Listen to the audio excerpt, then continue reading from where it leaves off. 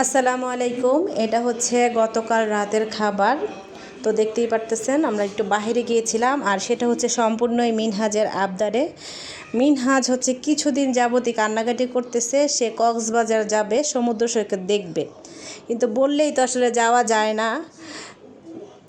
কোথাও যেতে হলে টাকা পয়সারও দরকার, তাছাড়া সময়েরও দরকার, আর সবচেয়ে মেন হচ্ছে টাকা পয়সা। আর বাচ্চারা বলা মাত্রই আমি আসলে কোনো কিছু করি না।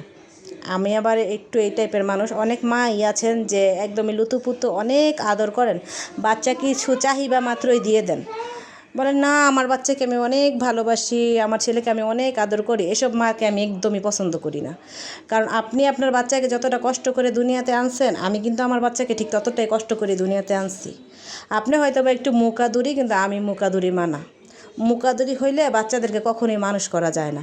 এই যে আমার ছেলে কক্সবাজার যাওয়ার জন্য কি কান্নাকাটি করতেছে, তার বাবাও একদম আদরে পারে না ছেলেরে নিয়ে যাইতেছে, কিন্তু আমি তা হতে দিইনি। আমি বুঝাইছি যে দেখো, সামনে কুরবানির ঈদ, আমাদের কুরবানি দিতে হবে, তারপর হইতেছে ঘরের একটা ফার্নিচার বানাইতে দিছি, সেখানেও টাকা পয়সা লাগবে, তাছাড়া তোমার বাবার কিছু টাকার ঋণ আছে, তো সব কিছু মিলিয়ে এখন যাওয়া যাবে না। বললেই আসলে যাওয়া যায় না, তোমার বুঝতে হবে।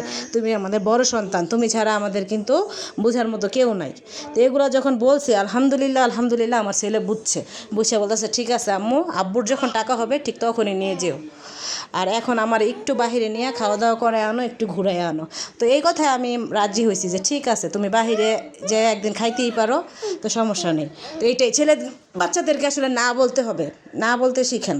কারণ আপনি কষ্ট করে আপনার ছেলের চাহিদা পূরণ করবেন, এই চাহিদা কিন্তু শেষ হবে না। এই চাহিদা কই পর্যন্ত উঠবে জানেন? একদম আকাশ পর্যন্ত উঠবে।